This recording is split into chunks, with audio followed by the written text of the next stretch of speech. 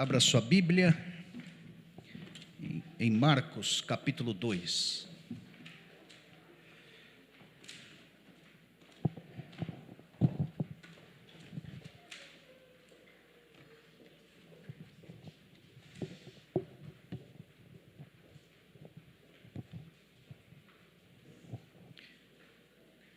Evangelho de Marcos, capítulo 2.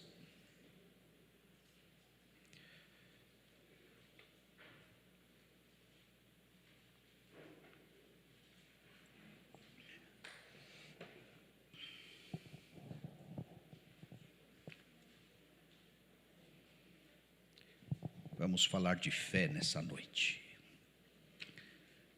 Caminhando para o final do ano.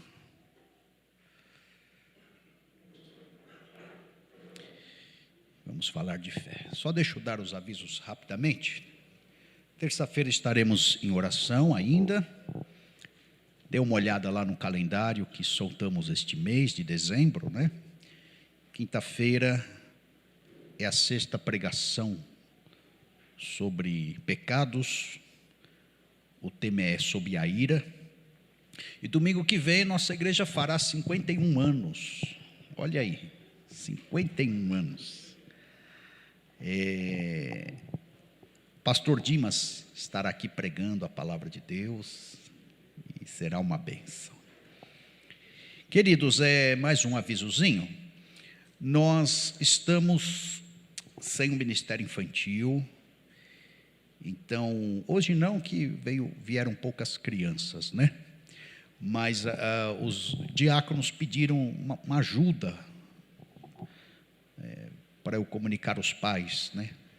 Uma ajuda quando trouxerem os pentecostais, porque os irmãos sabem, né? Irmãos, parece que eles são tradicionais, isolados.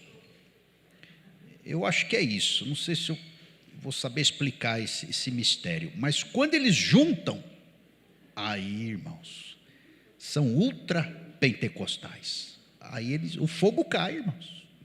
Aí o fogo cai.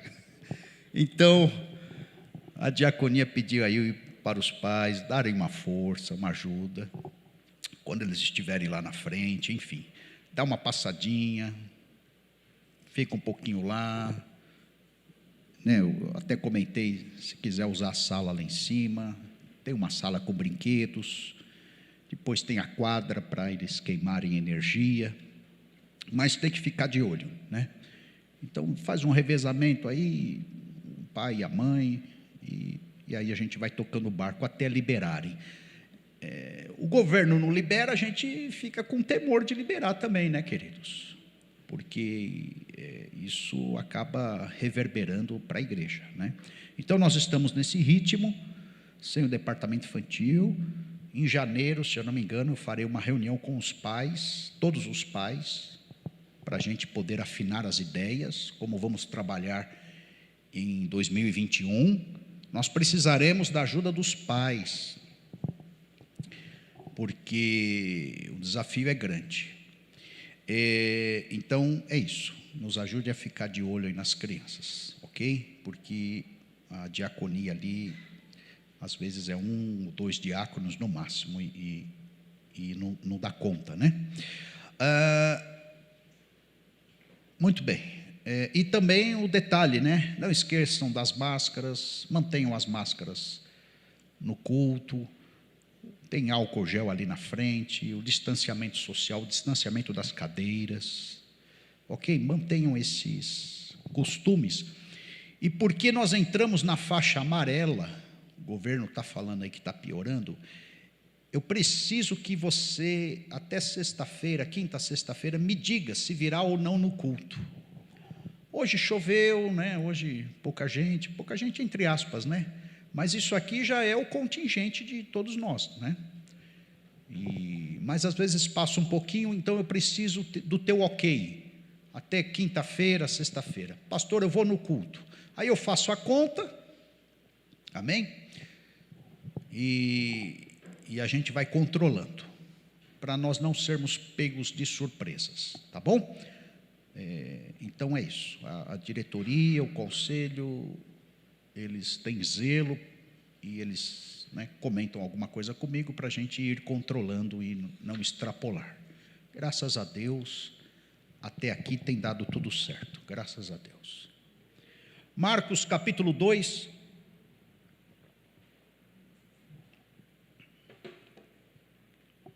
verso 1 a 12.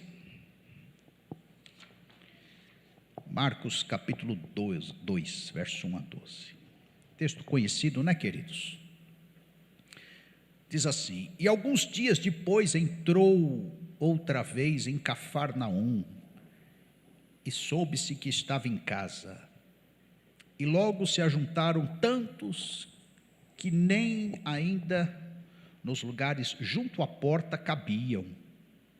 E anunciava-lhes a palavra. E vieram ter com ele, conduzindo um paralítico trazido por 4. E não podendo aproximar-se dele por causa da multidão, descobriram o telhado onde estava e, fazendo um buraco, baixaram o leito em que jazia o paralítico. E Jesus, vendo a fé deles, disse ao paralítico: filho, perdoados estão os teus pecados. Estavam ali assentados alguns dos fariseus que arrazoavam em seus corações, dizendo: por que diz este assim blasfêmias? Quem pode perdoar pecados senão Deus? E Jesus, conhecendo logo em seu espírito que assim arrazoavam entre si, lhes disse: por que arrazoais sobre estas coisas em vossos corações? Que é mais fácil dizer ao paralítico: estão perdoados os teus pecados? Ou dizer-lhe: levanta-te e toma o teu leito e anda? Ora, para que saibais que o Filho do Homem tem na terra poder para perdoar os pecados, disse ao paralítico: a ti te digo, levanta-te, toma o teu leito e vai para a tua casa. E levantou-se e, tomando logo o leito, saiu em presença de todos, de sorte que todos se admiraram e glorificaram a Deus, dizendo: nunca tal vimos, nunca tal vimos. Vamos orar? Pai, fala conosco. Nós precisamos ouvir a tua voz nessa noite. Eu não sei como estão os corações aqui. O Senhor conhece todos nós. O Senhor conhece as nossas aflições, as nossas dificuldades. O Senhor sabe dos nossos anseios, dos nossos medos, das nossas travas. O Senhor nos conhece por dentro. Fale conosco, fale ao nosso coração. Derrama, Pai, o teu poder. Aqui está a tua palavra. Ela tem um conselho excelente. Nos aconselhe nessa noite e nos despeça de uma outra maneira. É o que eu oro, Pai, e te agradeço em nome do Senhor Jesus. Amém, Senhor. Amém. Amém.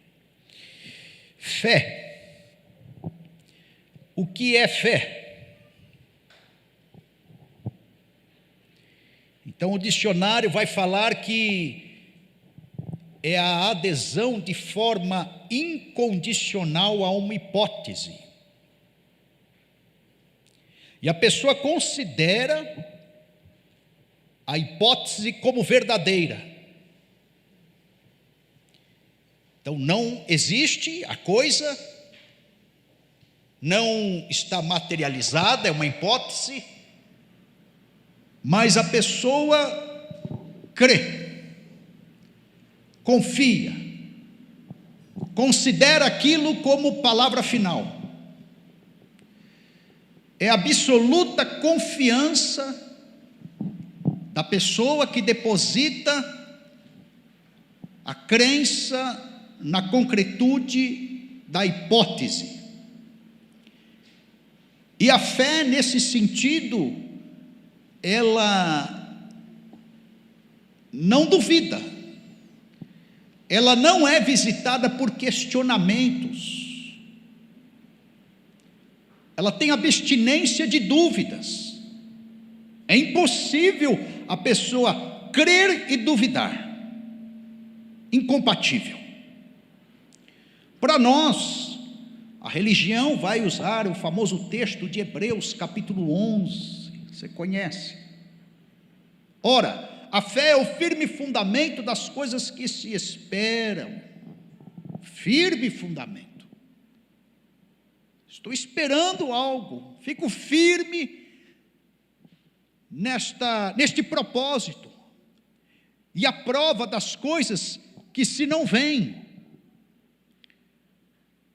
não enxergo, mas eu apreendo no meu coração de que é verdadeiro. Então, no sentido mais religioso da coisa, é você colocar inteira confiança nas coisas pelas quais você espera. Você não tem, mas você está com esperança. Você fica seguro naquilo. Às vezes as pessoas até aconselham o contrário. Falam, deixa disso, não vai acontecer, porque você está insistindo tanto. Mas pelo fato de você acreditar, você fica petrificado, paralisado naquela posição de que acontecerá. A fé, queridos, entra numa dimensão do nosso entendimento em que talvez a lógica não entenda, a matemática não entenda, o raciocínio não entenda. Talvez você tenha até que, num momento ou outro, brigar dentro de você, no campo dos pensamentos, porque a fé está lá, pulsante, não morreu, está viva, falando que acontecerá. E em contrapartida, para derrubar esta fé, está a tua lógica, o teu raciocínio, está o teu pensamento, o teu conhecimento acerca de fatos, falando, não acontecerá, nunca aconteceu. Podemos dizer que fé é a construção de um futuro mais realístico, aliviador do que o presente, que é em sofrimento, que é causticante, que é humilhante. Por isso que a pessoa que tem fé, ela se lança para o futuro. É a conversão da ilusão, do irreal, do invisível em realidade. Quem tem fé, parece que toca o futuro, parece que apalpa a coisa pronta, parece que enxerga, tem uma visão além, coisa que o incrédulo não entende, ele não compreende, ele não está na nossa pele, no nosso raciocínio, no nosso conhecimento, na nossa revelação. Então fé é o veículo que leva ao incompreensível, para muitos, mas para nós é a firme certeza. Basta nós compreendermos aquilo que Deus tem falado, dado, basta nós descansarmos na fé que o Senhor tem gerado dentro de nós. Então é uma esperança absoluta, segura, de que a coisa é real. Fé. Algo verdadeiro, como verdadeiro. Mas tem um elemento a mais aí, para nós, cristãos, que a fé cristã, a grande diferença dela, vai ser o objeto. Então a fé cristã tem como objeto, não ela mesma, não uma confiança a uma emoção de esperança ao coração. A fé não encontra a sua certeza em si mesma, mas além de si. E ela vai encontrar, a fé cristã, estou falando, a certeza no objeto, no alvo, que é Cristo. A fé que nós temos, queridos, ela é uma fé focada na pessoa de Jesus. Ela é uma fé que tem como pessoa maior Deus e o Espírito Santo, ou seja, a Trindade. A fé que nós temos tem como objeto e revelação a palavra de Deus. Não é uma fé solta, não é uma fé vazia, não é uma fé nela mesma, não é uma fé inócua, mas é uma fé no compromisso da pessoa acreditar em Jesus, entregar a vida para Deus, ser residente do Espírito Santo, comungar com as revelações da palavra do Senhor. É solo seguro a nossa fé. Então ela recebe, ela percebe, ela reconhece tanto o Cristo histórico, quanto o Jesus messiânico, como o caminho, a verdade e a vida. Essa é a nossa fé. A nossa fé estaciona em Jesus, é estacionada na pessoa de Jesus. Então, eu mesmo que falar para Jesus o seguinte: olha, Senhor, tanto tenho fé, e demonstro isso porque estou orando. A fé já é expressa aí, só ora quem tem fé. Em perceber que os recursos desta terra, eles se findam. Em perceber que as fontes desta vida secam. Só pelo fato de você buscar a face de Deus, você já está expressando fé. E aí você vai falar com Ele e dizer o seguinte: olha, o pão aqui na terra acabou. O Senhor é o pão da vida. Estou com fome. Isso é fé.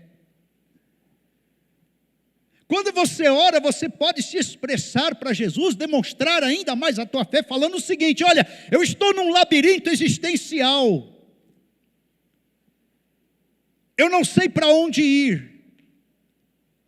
Logo estou orando, estou falando contigo. E eu preciso de uma direção. E o Senhor é o caminho. Em Ti eu estou muito direcionado.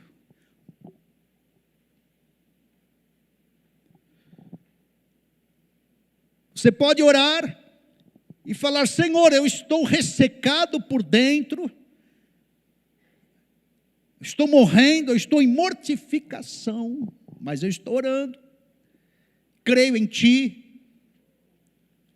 O Senhor é a própria ressurreição e a vida. O Senhor pode me dar um fôlego a mais. Senhor, eu estou sem ambiente, eu não sei o que fazer. Não há portas, mas o Senhor é a porta.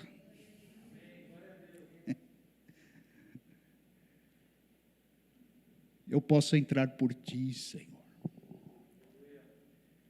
Está escura a minha vida, mas eu creio em Ti. O Senhor é a luz do mundo. Quem Te segue não anda em trevas, mas tem a luz da vida. O objeto é Jesus. O foco é Jesus. A nossa fé não é pular, como disse Kierkegaard, no escuro, no além, sem saber no colo de quem cair. Não. A gente vai direito e direto para o colo do Pai, quando nós expressamos a nossa fé. É fé relacional, é fé amorosa, é fé graciosa. Eu estou falando isso, queridos, porque estes homens, por certo, colocaram Jesus como objeto da sua fé. Então diz aqui o verso 1, Jesus estava em Cafarnaum, dizem que por certo seria a casa dele, uma casa alugada, ou a casa de Pedro, a qual ele frequentava. Cafarnaum era a região de Pedro e dos pescadores, e 4 homens ficaram sabendo que ele estava naquela casa, em Cafarnaum, e diz aqui o verso 3 que foram ter com ele. Então nós não estamos buscando uma divindade qualquer, uma divindade que é impessoal, uma divindade além, não, nós estamos aqui e você está se relacionando com Jesus nesta noite. Então a fé deles, como a nossa, se baseia numa pessoa revestida de autoridade, que é a imagem máxima de Deus, que é Jesus, e que não é adquirida por razões racionais. Essa é a nossa fé, a fé cristã. Conhecimento em Jesus, na sua palavra, em Deus, na Trindade, conforme eu falei. E essa fé para nós, porque em Jesus faz com que a gente obedeça a Jesus. No frigir dos ovos, a conclusão é que fé tem que ser obediente. Fé rebelde não é fé, é discurso religioso morto, sem sentido. Fé operante, pulsante, viva, eficaz, é a que obedece. E essa fé, então, ela supera o escândalo da cruz. Ou seja, eu não estranho as coisas de Deus. Eu não estranho a salvação. Eu entendi a que Jesus veio e eu lhe obedeço. E por ser uma fé obediente, queridos, ela nos afasta do mundo. Não coaduna a fé mundana, não coaduna a fé carnal, não coaduna a fé demoníaca, não coaduna a fé tão somente material, materialista, humanista, não. Vence-se os escândalos da cruz. É singular o escândalo da cruz, que é o sacrifício expiatório de Jesus. Para nós isso é mais que notório, e a gente assimila essa fé e se rende ao grande sacrifício do Senhor Jesus e obedece ao Senhor conforme a palavra de Deus determina. Então essa é a nossa fé. Só que essa fé, queridos, ela tem certos obstáculos.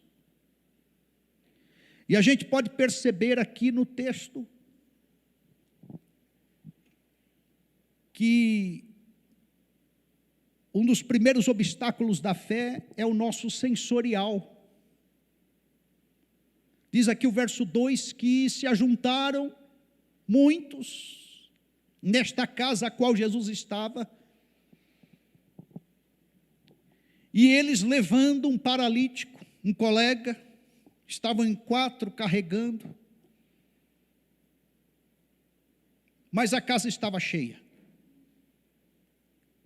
E a nossa fé vai barrar, e aí nós teremos que vigiar naquilo que os nossos sentidos atestam,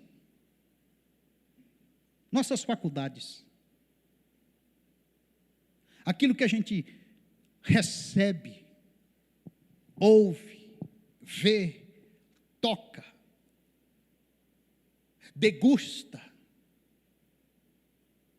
As nossas faculdades, elas podem ser instrumentos de incredulidade para nós. Imaginem os irmãos, vamos entrar na casa e colocar nosso irmão, nosso amigo, paralisado na frente de Jesus. Pois é, mas não dá para entrar, porque a casa está cheia. Eles viram, eles perceberam, eles comentaram, eles ouviram, a casa está cheia, não há lugar. Então nós temos que vigiar com isso. Aquilo que você tem visto, aquilo que você tem ouvido, aquilo que você tem raciocinado, pode ser obstáculo à tua fé. A fé cristã, volto a dizer, não se apoia em evidências sensoriais, queridos. Por isso que às vezes o crente,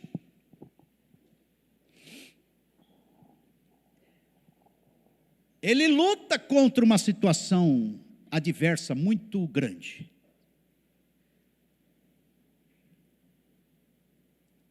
E às vezes o crente, ele fica sozinho numa situação, nutrindo fé na palavra, na promessa, em Jesus, na presença.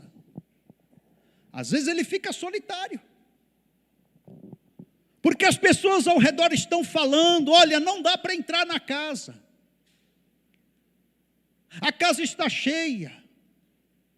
É impossível ele operar este milagre. Vamos deixar nosso colega aonde ele está, como ele está, porque as coisas não fluirão.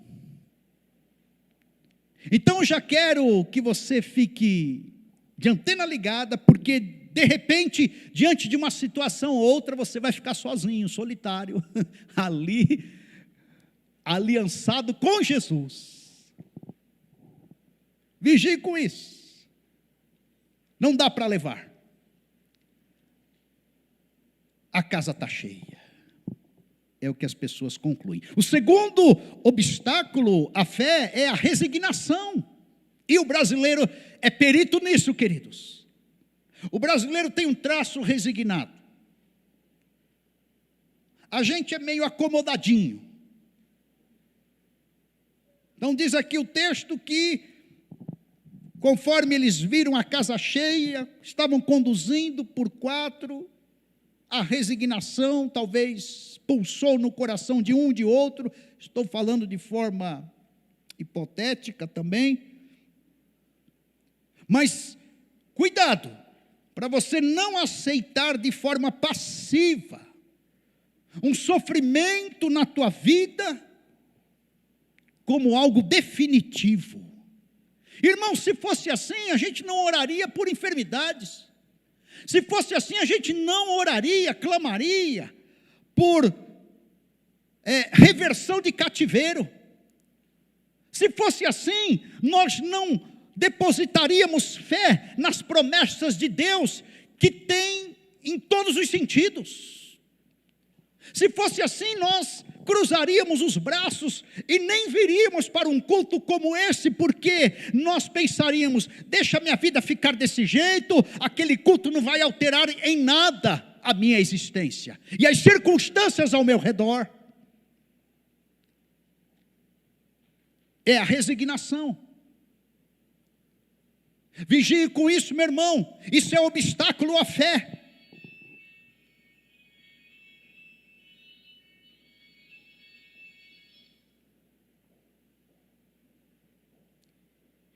E a resignação gera um discurso lamurioso, você sabe disso.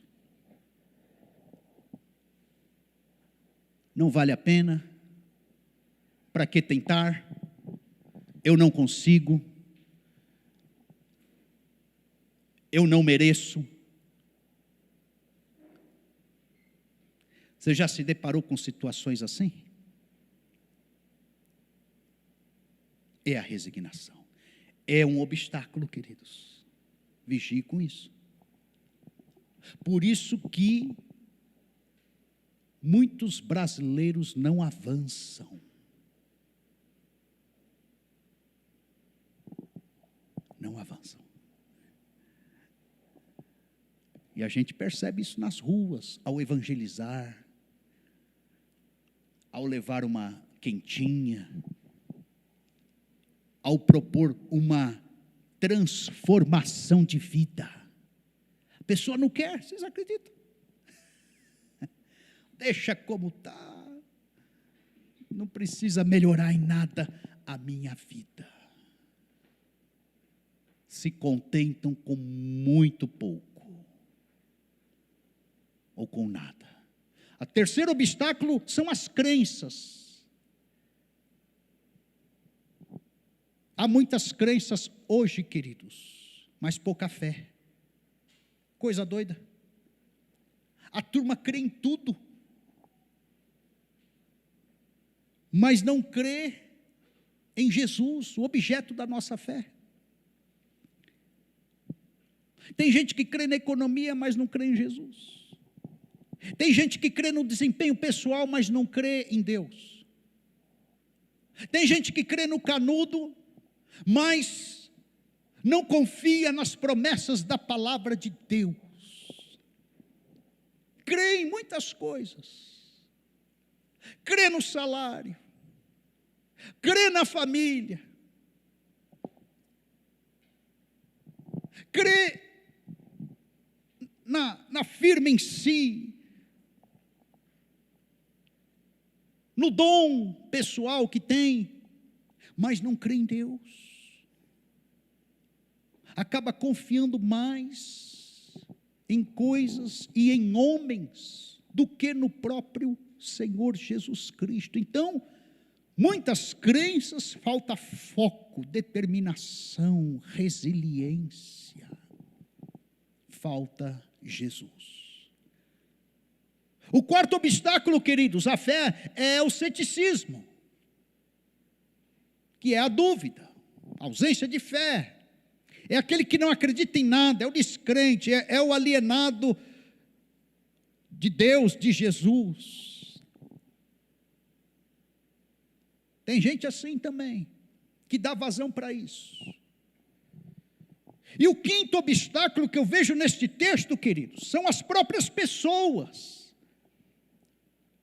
Porque as pessoas, elas ficam na sua posição e elas não têm o espírito desses quatro amigos, porque elas não são muitas vezes amigas, então elas não saem da posição, elas não facilitam em nada, elas não dão abertura para Jesus operar, elas não têm sensibilidade de que vem atrás uma pessoa mais necessitada que ela, então ela fica na porta fazendo contingência ali, para que outros mais necessitados não entrem.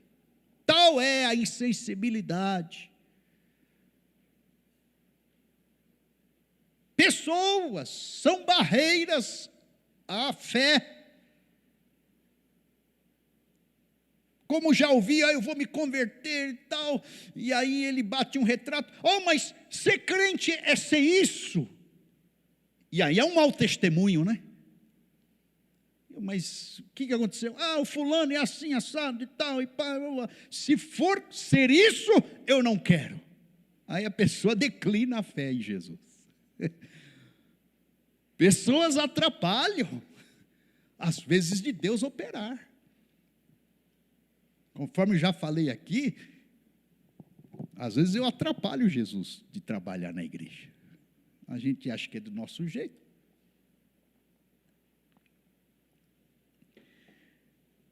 E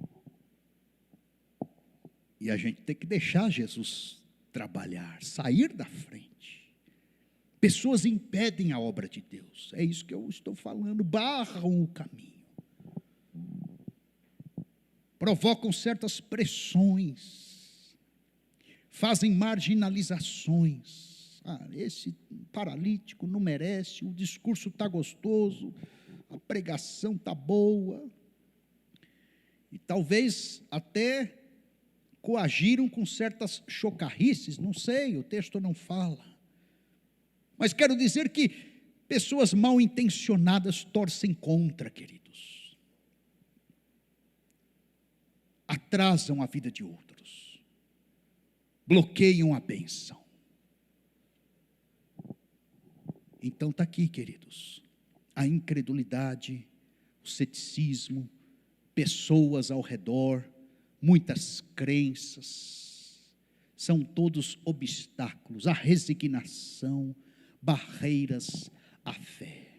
Jesus vai ficando meio inibido na sua operação. Lembram quando Jesus entrou na terra natal, ele falou: olha, eu não pude fazer mais obras aqui, por causa da incredulidade de vocês. Como é que pode? Jesus deixando de operar, porque as pessoas não acreditavam, não favoreceram, não influenciaram positivamente. Muito bem. Como a fé se comporta, queridos? Parece, irmãos, que a fé é meio ousada. Tem que ser. Parece que ela sai da sua zona de segurança. Parece que ela não vê muitas dificuldades. Na porta não dá para entrar. Muito bem. Então, a fé parece que é meio míope em certos sentidos. Porque ela não vê barreiras. Então diz o texto aqui, no verso 4, que não podendo se aproximar dele por causa da multidão, descobriram o telhado, aonde estava, e fazendo buraco, baixaram o leito em que jazia o paralítico. Isso é a fé, queridos, ela se comporta assim. Parece que ela prefere o caminho mais difícil, mas que haja saída. Ela não vai se importar se for com mais dificuldade. Vamos levar esse cabra aqui, colocar na frente de Jesus, a gente divide as cargas, carrega pesos, ela se comporta assim. E na visão da fé, queridos, ela supera todos os obstáculos, porque a fé, arregimentada dentro de nós, ela cogita saídas, e ela capacita o indivíduo a prosseguir. Aí vem o sensorial e fala assim: não vai dar certo não, olha os cálculos, olha os números, olham as pessoas, olham as barreiras, são muitos pontos negativos.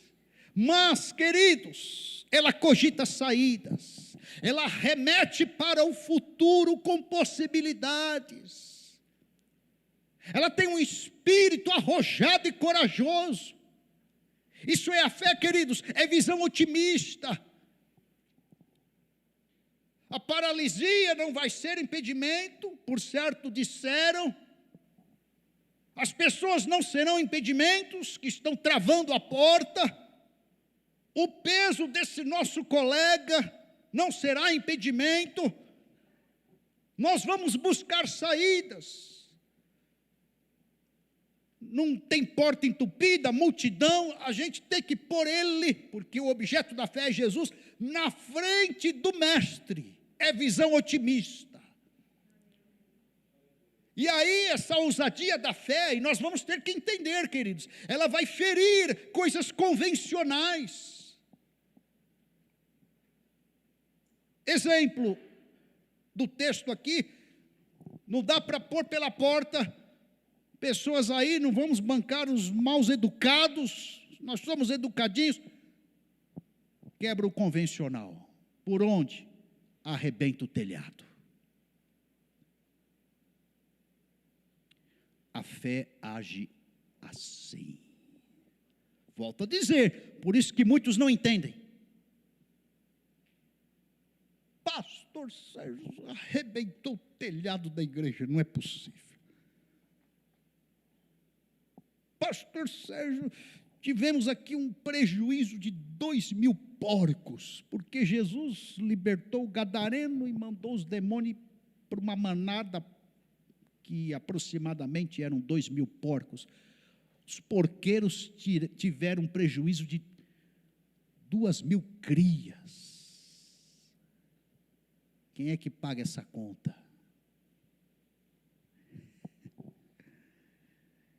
Ela fere as coisas convencionais. E a fé permite que essas coisas aconteçam, queridos. Então, padrões às vezes são quebrados, irmãos. Regras, até estruturas. são desconstruídas e reconstruídas. Então a gente percebe que é uma fé que se expõe, que se arrisca, que se projeta. Ela paga um preço. Os irmãos perceberam? Ela aceita uma cota de dor.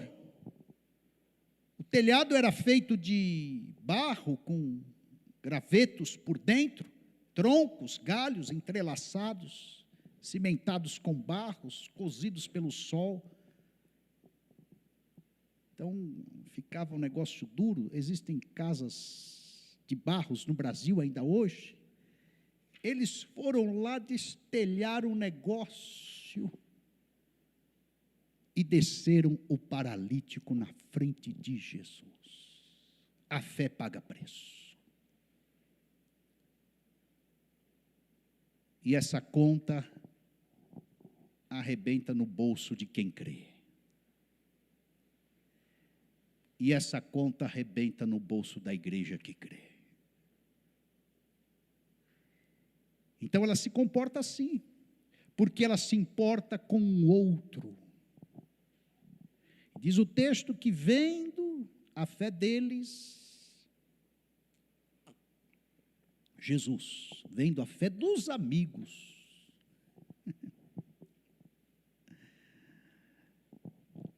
a fé,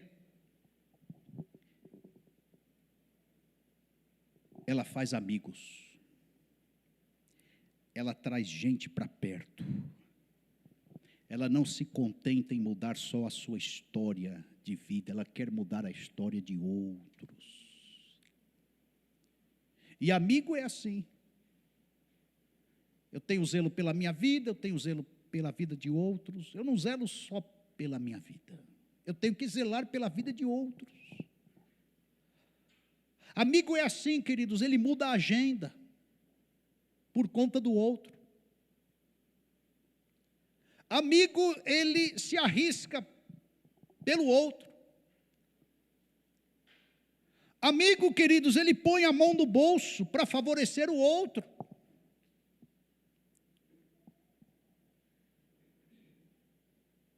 Importante é a tua vida. A gente arruma esse telhado depois, pode deixar que eu me arranjo com o dono da casa. É generosa,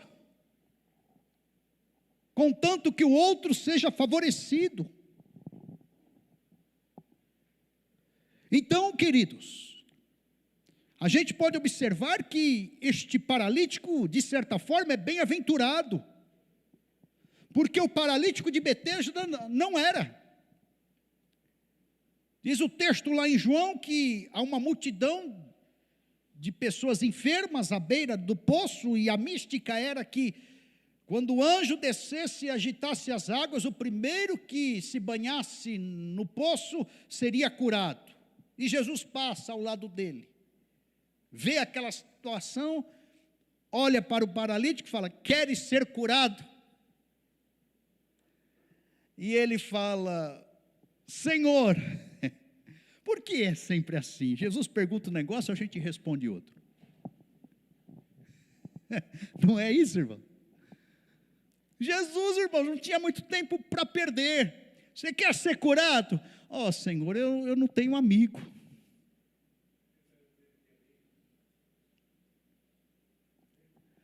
Mas Jesus é coach, irmãos. Ele tem foco. Ele quer respostas. Não tenho ninguém que, ao ser agitada a água, me ponha no tanque assim, enquanto eu vou, desce outro antes de mim e é curado. Ele quis dizer. Mas esse paralítico de Cafarnaum tinha 4 amigos. Gente que conduzia ele na presença do mestre. Gente, olha, se você tiver um amigo, principalmente os jovens, moçadinha aí, me ouça. Ele tem que te aproximar de Jesus, ele tem que te levar para Jesus, ele tem que colocar você na presença de Jesus, porque se ele te afastar de Jesus, Jesus ficar longe da tua vida, esse amigo é da onça, não é amigo teu, coisa nenhuma. Amigo bom, chama a gente para culto. Amigo bom, fala para a gente orar. Amigo bom, intercede pela gente. Amigo bom, fala, vamos para a igreja. Amigo bom, ora por nós. Amigo bom, dá bom conselho com base na palavra de Deus. Amigo bom, se esforça. Amigo bom, compra uma Bíblia e põe na tua mão. Amigo bom é assim. O resto é amigo de Satanás. É amigo, mas você está ficando carnal, você está ficando iracundo, você está esfriando na fé, você não está mais buscando a Deus, você deixou de igreja, não é amigo. Porque amigo bom é igual esses 4 aqui, pegaram o paralítico, é na presença de Jesus que a gente vai colocar você, nem que a gente tenha que pagar o preço, haverá uma saída, não dá por aqui, não dá por ali, mas eu vou colocar você na presença do Mestre, para Deus dar jeito na tua vida, para Jesus te transformar, para Ele te libertar. Amigo bom e amigo espiritual é assim, sejamos esses, queridos. Amém, queridos? Vamos trazer gente. Eu não quero isso, você não tem querer. Eu vou te levar arrastado para aquela igreja. Tem um culto essa noite, Deus vai falar com a gente. Eu estou orando e jejuando por você, não é à toa. Deus quer te transformar, Ele quer te cercar. Vamos para a igreja, meu irmão, minha irmã, buscando ao Senhor enquanto se pode achar, invocando enquanto está perto. Isso é ser amigo. Está aqui o texto.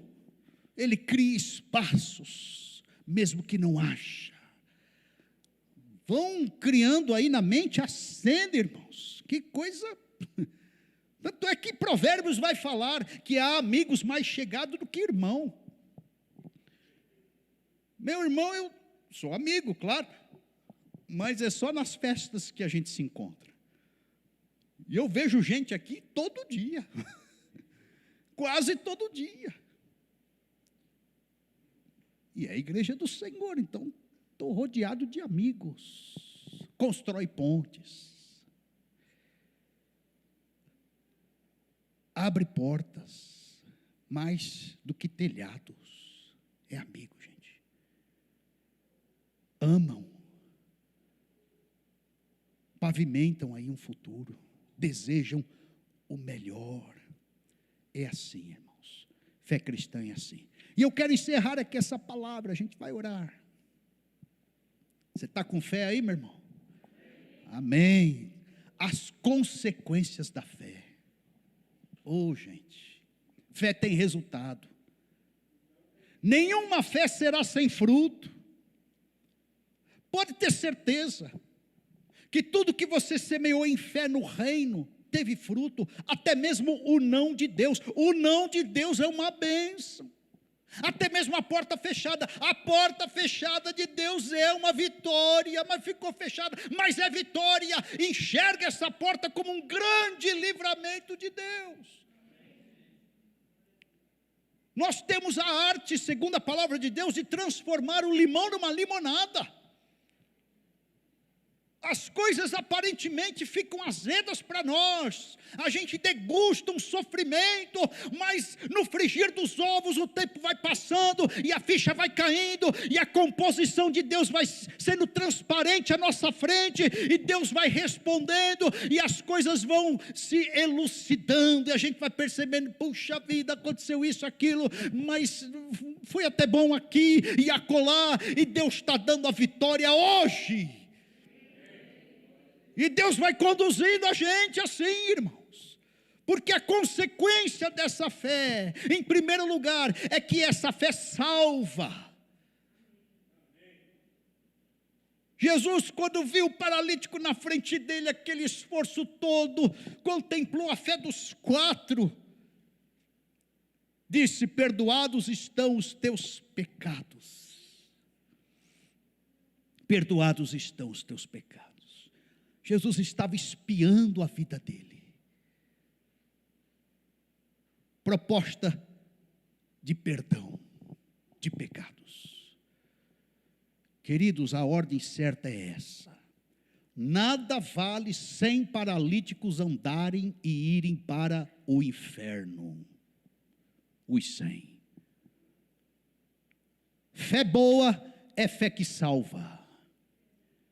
Fé boa é a que rasga o escrito de dívida contrário às nossas vidas. Fé boa é aquela que pega esse escrito de dívida e encrava no Calvário. Fé boa é a que silencia a voz acusadora de Satanás e os demônios. Ah, mas você pecou. Ah, mas olha o teu passado. Ah, o que você aprontou. Olha a tua têmpera. Olha o que você fez. Cala-te, Satanás. O sangue de Jesus me purifica de todo pecado. Foi o que Lutero falou no castelo, quando sofria certa opressão maligna. Entendeu a justificação pela fé e falou que a acusação do diabo na vida dele não vigoraria mais. Então, fé, em primeiro lugar, ela deve salvar, ela é salvífica, é a revelação em Jesus de Nazaré. Essa fé, ela libera poder espiritual para nós, queridos. Ela gera regeneração no nosso coração. A gente empreende uma marcha na vida sob nova direção. A gente estava indo para lá, condenação eterna. A fé veio em nós, como dom de Deus, como revelação. Nós mudamos, nos convertemos, e o escrito de dívida foi anulado, apagados foram os nossos pecados, nós estamos absolvidos. É olhando agora para Jesus, autor e consumador da nossa fé. É a fé que salva, é a fé que gera convicção, é a fé que dá certeza de que nós vamos para o céu. A gente às vezes não sabe explicar direito a fé, ou a salvação. Mas, irmãos, algo interessante acontece em nós. A gente tem uma convicção, uma certeza, uma evidência. Não sei explicar direito. Tem um negócio aqui que me dá convicção. Eu estou na direção certa. Eu estou no caminho certo. É a fé que salva. E ela tem que encabeçar o primeiro lugar aí, irmãos. Vocês vão me ouvir falar muito disso. A nossa salvação está em primeiro lugar, nesse âmbito. Vigie com ela, cuidado com ela, zele pela tua vida espiritual. Nesse contexto de quedas, de esfriamento espiritual, de apostasia, de muitas crenças, vigie com a tua salvação, meu irmão. Lamentável será nadar, nadar, nadar, e a gente olhar na glória para os lados e falar, mas cadê o amigo? Ficou para trás. Será lamentável. E eu nem vou conseguir chorar do lado de lá, porque do lado de lá, Deus enxuga dos olhos toda lágrima. Sinto muito, mas do lado de lá, meu irmão, eu vou celebrar. Porque choramos aqui, porque agonizamos aqui, porque sofremos aqui. Do lado de lá, eu vou cantar hino, um rap em hebraico. Vai ser uma bênção. Vocês sabem que eu gosto de rap, né, irmãos? Muito bem. Essa fé que liberta por dentro, em primeiro lugar, ela cura por fora em segundo lugar. Aí Jesus, depois daquele entrevero com aqueles religiosos, arrazoavam no coração, quem é este que pode perdoar pecados, que perdoa pecados, porque quem pode perdoar pecados só é um que é Deus. Jesus virou para eles e falou, olha, o que é mais fácil? E diz o texto que Jesus está provando que é Deus, porque Ele está discernindo os corações. Esse já é um grande sinal da onisciência de Deus. Irmãos, a gente está aqui, bonitinho, máscara e tal, mas o escaneamento de Deus aqui, irmãos, ó, completo. Já pensou se Deus pôr no telão? Aí vai mostrar aí um ou outro assim, preocupado com a conta na segunda-feira. Aí quem que é, Senhor? Não vamos falar para não envergonhar. Jesus não envergonha. Já pensou se Jesus põe no telão? Aí ele põe outro pensando no churrasco de sexta. Quem é, Senhor? Não vamos envergonhar. Mas eu quero dizer que Deus conhece tudo e Ele perscruta os corações. Ele é onisciente. Então Jesus bateu o olho e já sabia que ia no coração e falou: eles não estão acreditando que eu sou Deus, mas eu vou dar um mata-leão neles aqui. O que é mais fácil? Dizer ao paralítico: perdoados estão os teus pecados. E aqui nesse mata-leão de Jesus, ele vai usar a própria teologia deles. Eles pensaram: só Deus perdoa pecados. Aí Jesus vai carimbar. Como que dizendo: se só Deus perdoa os pecados, e vocês dependem do sensorial para acreditar que eu sou Deus, então vamos para a prática. A ti te digo, levanta-te, toma o teu leito, vai para a tua casa. Jesus é maravilhoso, né, irmãos? Que coisa impressionante. A lógica de Jesus nas coisas. Eu fico embasbacado. Eu já me admiro com a lógica de raciocínio e respostas da minha esposa. Mas de Jesus eu me admiro muito mais. De Jesus, Ele vence todo mundo. É cada resposta, é cada colocação, é cada encaixe de frases, é cada sentença precisa, cirúrgica. E essa fé, ela se manifesta assim, então, queridos. Salva, liberta por dentro dos pecados e liberta por fora. Primeiro liberta por dentro para liberar perdão para as pessoas. Porque os comentaristas falam, queridos, que se ele não fosse liberto dos pecados, por certo ele seria um alvo em potencial para cair novamente na paralisia. É comum falar neste texto que a doença que levou ele à paralisia era uma doença psicossomática. Pecados travam, pecados paralisam, pecados adoecem. Então Jesus tinha que primeiro libertar da consciência autopunitiva e depois liberar o milagre. Jesus falou: levanta-te, toma o teu leito e anda. Diz o verso 12: levantou-se, tomando o leito, saiu da presença deles. Milagre, queridos, milagre. E eu quero encerrar falando que fé assim surpreende. É surpreendente, queridos. Primeiro, ele foi cativo e voltou livre. Segundo, ele foi carregado e voltou carregando a própria cama. Terceiro, ele foi buscando uma bênção que era da paralisia, a libertação dela, e voltou com 2 bênçãos.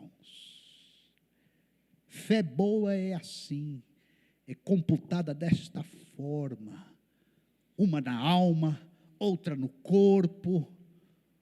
Uma bênção ser perdoado, a outra bênção ser curado. Uma era a causa, os próprios pecados dele. A outra bênção era o efeito, a paralisia em si. Então, Deus faz isso com todos nós. Quero crer, é surpreendente a fé na sua operosidade e no seu resultado. A gente vai esperando o negócio, Deus surpreende e a gente volta muito mais alegre, muito mais impactado. Diz o texto no verso 12, que saindo da presença deles, todos se admiraram e glorificaram a Deus, dizendo: nunca vimos tal coisa. Pense nisso, meu irmão. Vamos ficar de pé, vamos orar.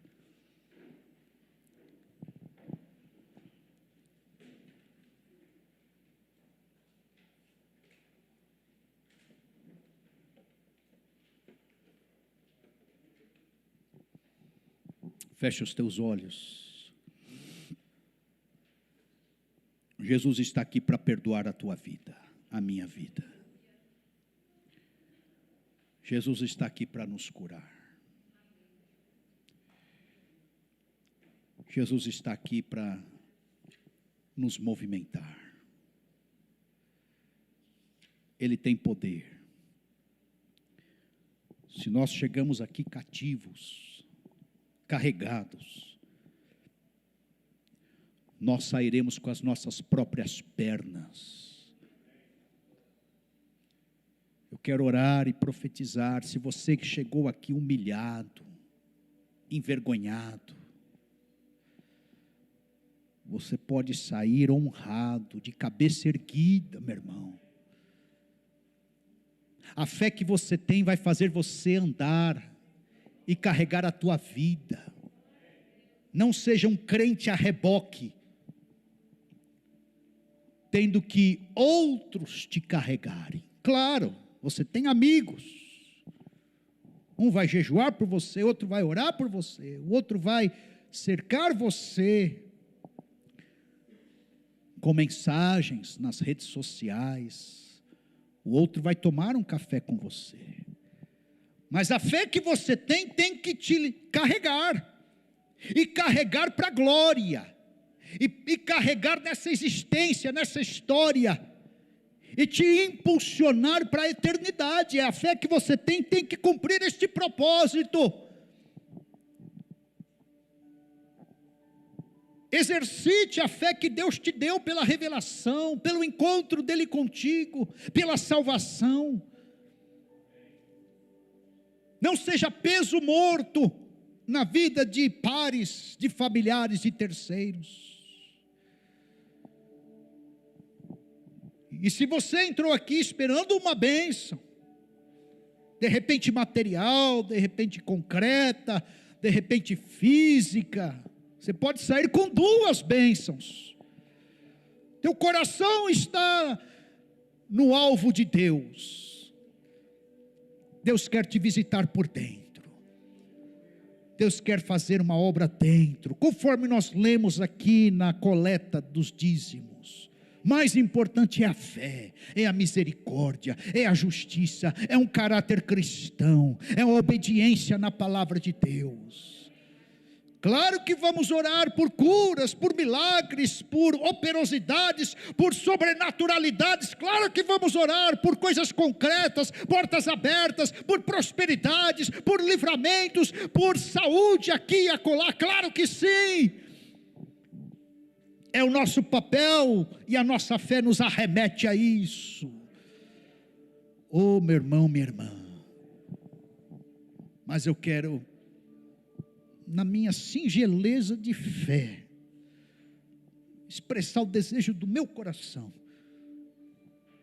Você veio aqui esperando uma bênção talvez. Eu quero desejar, meu irmão, e quero sair com você, somando fileiras, a que recebamos duas bênçãos de Deus, mais bênçãos de Deus. Senhor, estamos aqui, ó Pai, desarmados, embasbacados diante desta operosidade tão maravilhosa, Senhor.